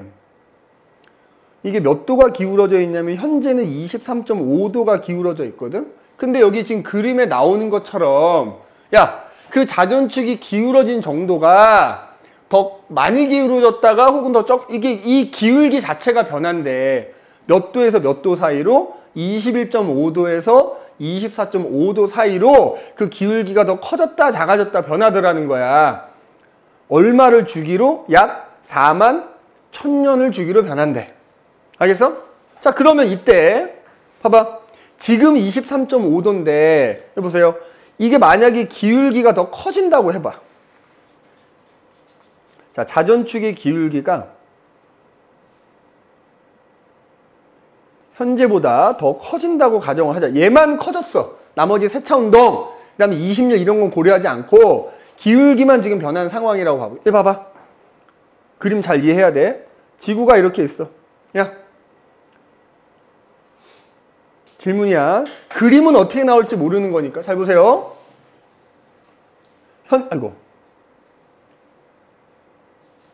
현재 지금 요렇게 23.5도 기울어져 있어.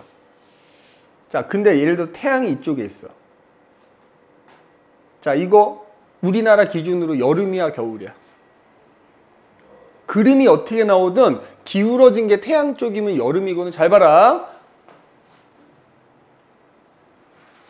야, 그럼 우리나라 기준으로 여름이잖아. 잘 보세요. 태양이, 햇빛이 지구에는 평행하게 들어오거든.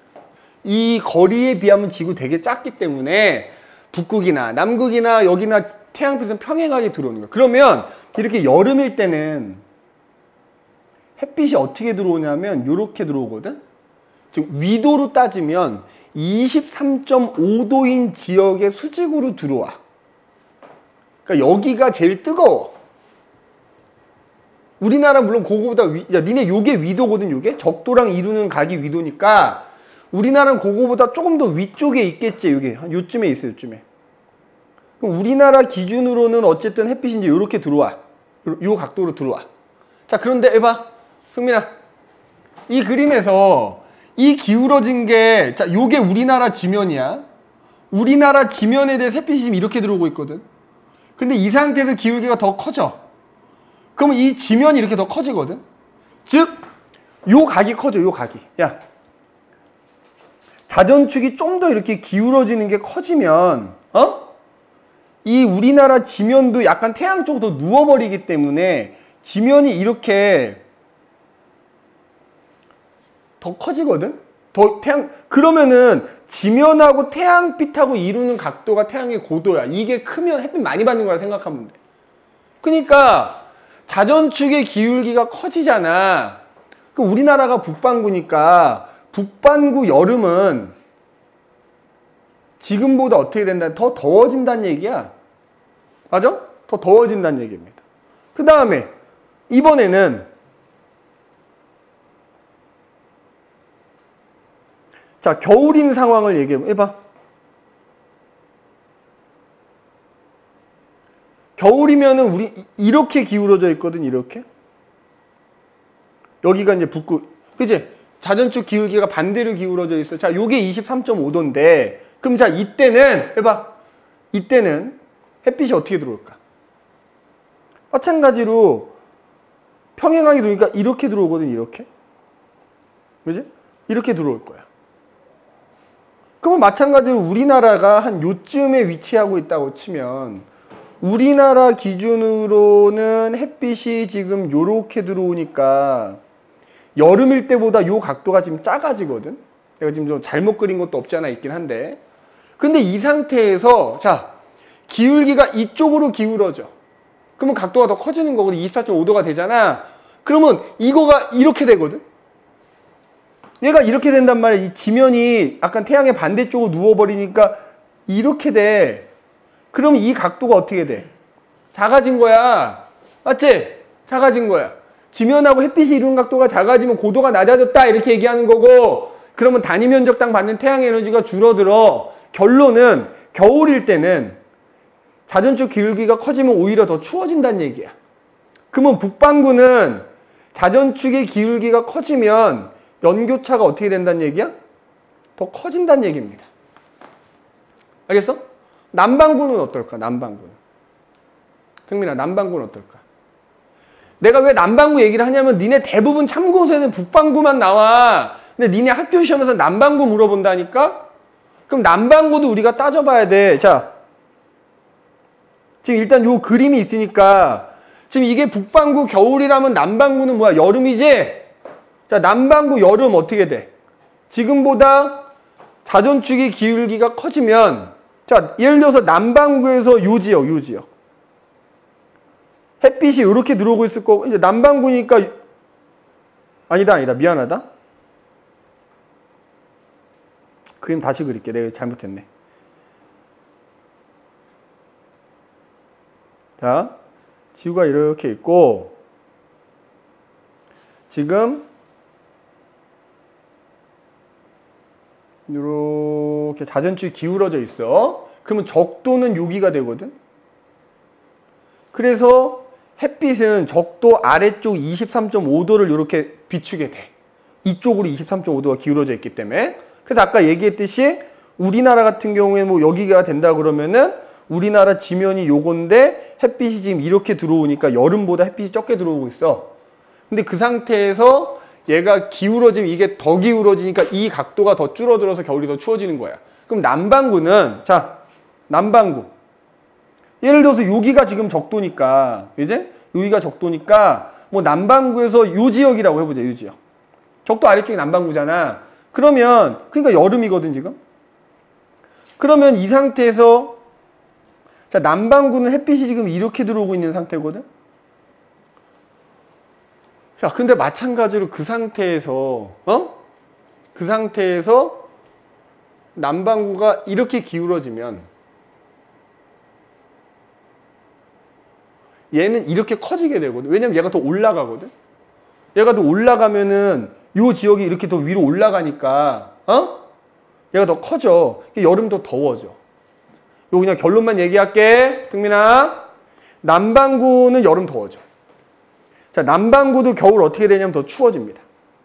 그러니까 이때는 어떻게 되냐? 야, 남반구도 마찬가지로 연교차가 어떻게 돼? 커져요. 알겠어? 아까까지는 어땠냐? 아까까지는 예를 들어서 북반구하고 남반구가 연교차가 반대잖아. 북반구가 연교차 커지면 남반구 연교차 작아졌잖아. 그런데 이 자전축의 기울기가 커지거나 작아지면 북반구랑 남반구랑 똑같아. 북반구가 연교차가 커지면 남반구도 연교차가 커져. 알겠어? 그렇게 보시면 됩니다. 그래서 마찬가지로 이렇게 자전축의 기울기가 변해도 어떻게 된다? 연교차가 커진다. 자, 그러니까 여기다가 추가하면 어떻게 돼? 해봐. 현재보다 자전축의 기울기가 커지면 북반구는 마찬가지로 연교차 커지는 거고 이때는 남반구도 연교차가 커진다. 알겠니? 야, 정리하면 이렇게 돼. 해봐. 여기다 써줄게. 자, 세차운동 해서 만약에 13,000년이 지났어. 그리고 20률이 작아졌어. 그리고 기울기가 자전축의 기울기가 현재보다 커졌어. 자, 정리하면 이렇게 되는 거지.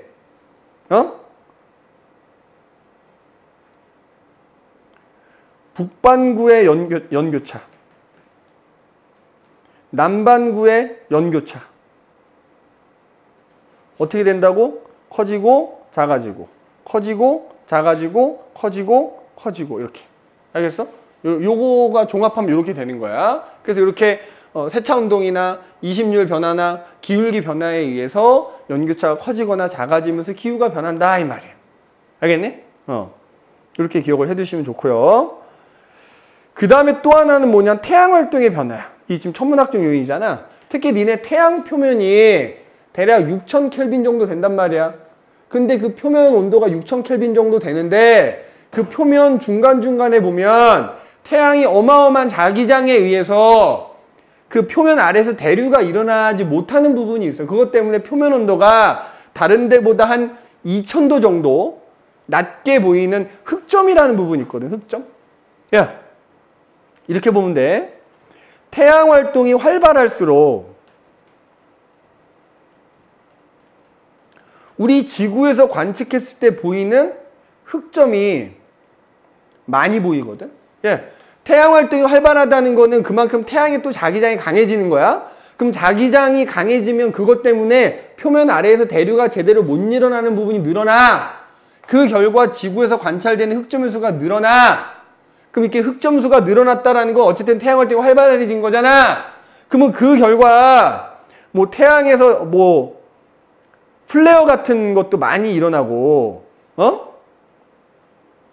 플레어 발생이 많아지고. 그러면 플레어라는 게 뭐냐면 태양 표면에서 여러 가지 고에너지 입자들을 막 빵빵 뿜어내는 거거든. 그러면 그게 지구에까지 와.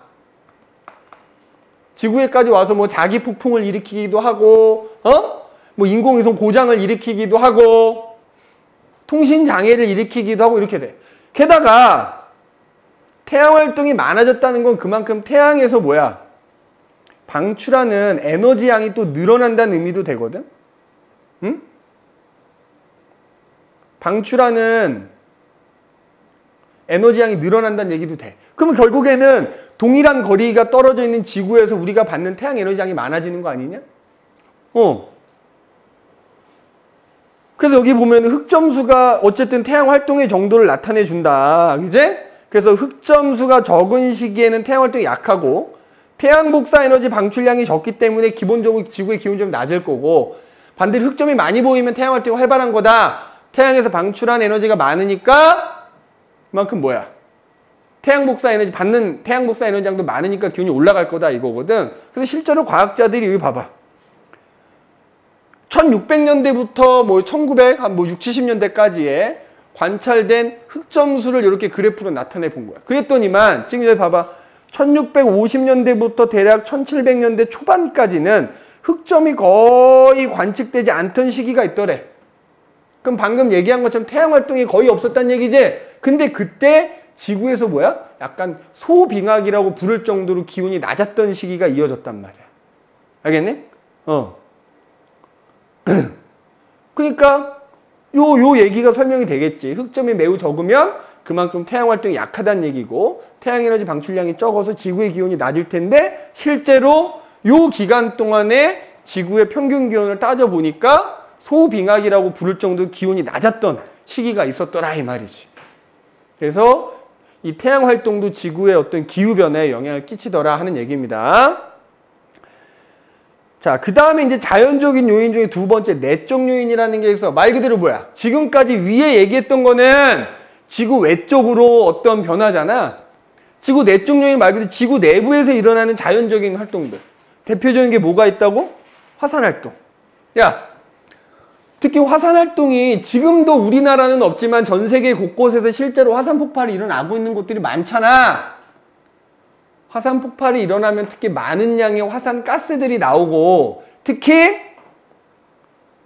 이 화산 가스 중에 많은 양을 차지하는 게 이산화탄소야.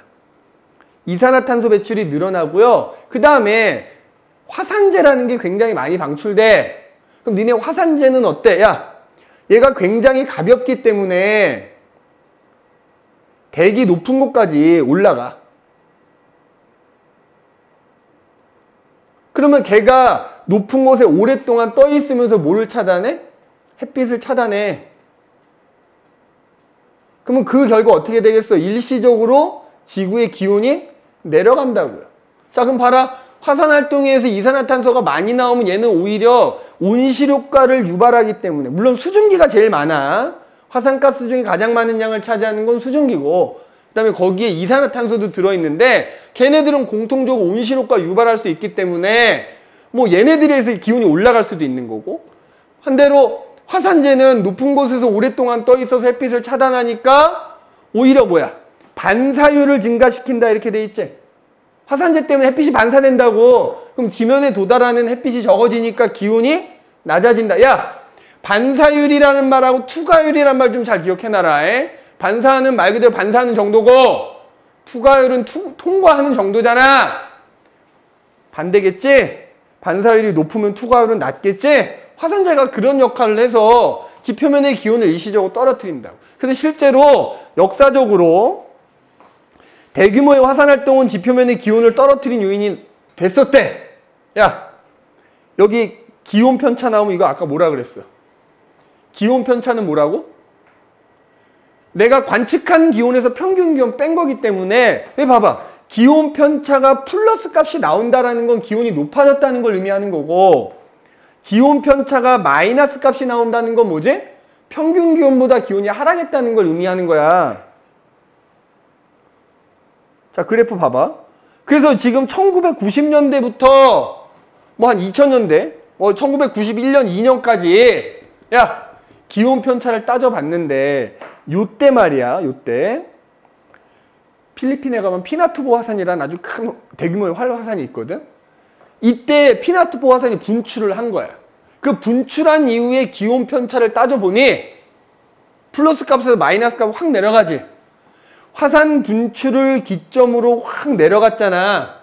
왜 그러겠어? 방금 얘기한 대규모의 화산 분출이 일어나면서 그때 방출된 화산재가 햇빛의 반사를 높이고 투과를 감소시키는 바람에 일시적으로 뭐야? 지구의 평균 기온이 내려간 걸 의미한다고요. 알겠니? 이렇게 화산 활동이 또 영향을 끼칠 수 있다. 자, 그 다음에 니네 앞에서 지질 시대하면서 배웠단 말. 야, 수륙 분포가 변하더라도 그것 때문에 기후가 변할 수 있어. 자, 육지와 해양은 연용량과 반사율이 다, 그러니까 무슨 얘기냐면 똑같이 햇빛을 비출 때 땅하고 바다가 반사하는 정도도 다르고, 그 다음에 연용량이라는 게 비열이잖아, 비열. 바다가 육지보단 비열이 크다고. 그러니까 바다가 많으면 기온이 잘 안 올라가고 잘 안 식지. 근데 반대로 육지가 많으면 어때? 기온이 금방 올라가고 금방 식어버리거든. 그러니까 위도가 같더라도, 여기 봐봐. 위도가 같더라도 육지와 해양 구성에 따라서 흡수량이 달라진다고요. 그래서 수륙 분포가 달라지면 열 에너지를 전달하는 해류 방향이 바뀌어서 기후변화가 나타난다. 그러니까 우리 저거 생각하면 될 것 같아. 판게아. 판게아가 형성돼. 야, 니네 판게아가 형성되면서 대규모의 생물들이 멸종한 이유가 뭐겠어? 물론 수륙 분포가 자체가 바뀌는 것도 있겠는데 그것 때문에 기후가 변한 거지. 기후가 갑작스럽게 변하면서 그 기후에 적응 못하는 생물들이 대량으로 멸종했다라고 볼 수도 있는 거잖아. 그리고 이렇게 봐봐. 이 그림에 지금 나와 있지만 수륙 분포가 변하면 해류의 흐름이 바뀌지. 니네 해류가 하는 역할이 뭐야? 저위도에 남는 에너지를 고위도로 보내는 역할이기 때문에 해류의 흐름이 바뀌면 당연히 어떻게 돼? 기후가 바뀌지. 야, 여기 봐봐. 여기가 지금 이런 식으로 뭐야? 여기 지금 여기가 연결이 돼 있냐 안 돼 있느냐에 따라서 어떻게 돼? 이쪽이 지금 기온이 떨어진 거지. 여기가 막히는 바람에, 그지? 막히면 여기 이제 기온 떨어진 거잖아. 이렇게 해류의 흐름이 바뀌면 기온 변화가 나타난다. 그래서 여기 이제 빙하가 형성됐다라는 걸 지금 의미하는 거지, 그지? 여기서는 뭐 이게 중요한 게 아니고 그냥 이렇게 해류의 흐름이 바뀌면 기후가 변할 수 있다라는 거 정도만 기억해두면 되겠고. 자, 그 다음에 뭐 인위적인 요인이 요즘 더 크긴 하다만 자, 이렇게 봐봐. 수륙 분포가 바뀌면서 빙하 분포가 바뀌면 또 그거 자체로 또 어때? 기후 변화를 또 일으킬 수 있어. 야, 여기 봐봐. 지구의 평균 기온이 여러 가지 이유로 상승을 해. 아까 얘기했듯이 온실 효과가 뭐 자연적으로 늘어날 수도 있는 거잖아. 그래서 평균 기온이 상승하면 빙하가 녹아. 자, 근데 니네 빙하는 해봐라. 땅에 여기 빙하가 이렇게 덮여져 있어. 육지 위에. 땅 위에. 근데 만약에 땅 위에 빙하가 녹아서 없어졌어. 동일하게 햇빛이 비칠 때 빙하가 덮여져 있는 곳은 반사율이 어때? 크지? 반사율이 크다고. 자, 반사율이 크다는 얘기는 바꿔 말하면 지면이 흡수하는 비율은 떨어지는 거잖아. 근데 만약에 빙하가 녹았어. 그럼 어떻게 되지? 빙하가 있을 때에 비해서 어떻게 돼? 반사율이 줄거든? 반사율이 줄어든다는 얘기는 그만큼 뭐야? 흡수하는 게 많아진다는 얘기지? 야, 그러면 이 지면의 기온은 얘가 더 높을 거고, 그럼 또 얘가 방출하는 에너지는 더 많을 거고, 그럼 온실효과에서 되돌아오는 거 많으니까 결과적으로 빙하가 있을 때보다 없을 때가 기온이 더 높아져. 자, 그래서 여기 보면 이렇게 돼 있지. 빙하 면적이 감소하면 반사율이 감소하기 때문에 결과적으로 뭐야? 기온이 높아지는 원인이 된다 이거야. 맞지? 그 다음에 빙하기가 그럼 언제 간빙기고 언제 빙하기냐? 뭐 여러 가지 복합적인 요인이 있으니까. 그래서 반대로 빙하기 같은 것 때문에 결빙이 일어나게 되면 오히려 더 추워지는 반대 현상이 나. 그러니까 빙하기가 좀 시작된다 그러면 더 빙하기가 심해지겠지. 자, 그 다음에 또 기후를 변화시키는 내적 요인 중에 뭐 있다? 생물계 생명활동 변화. 내가 오늘 여기까지만 할게. 그러니까 생물계 변화로, 그러니까 예를 들어서 뭐 인간 활동에서 요즘 많은 종류의 생물들이 멸종하잖니. 그럼 니네 1학년 때 배웠지만 다양성이 감소하잖아. 그리고 예를 들어서 니네 이런 거 있어. 여기 보면은 생물계 변화로 광합성이나 호흡의 기체교환량이 변하면 야, 니네 아마존 생각하면 되는 거야. 아마존이 지구의 허파라고 불릴 정도로 어때?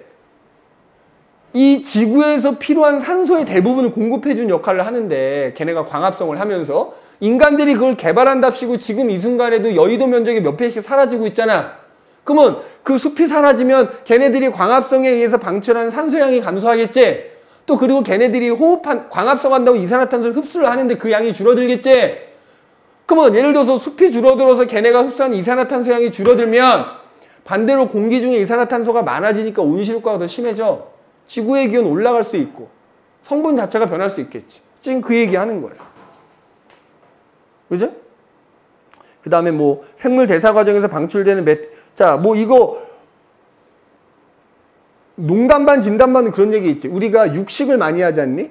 그래서 이런 호주나 뉴질랜드 같은 데서는 수백만 마리의 소들을 풀어놓고 키워. 그럼 걔네들이 풀 뜯어먹으면서 방귀 끼면 뭐가 나와?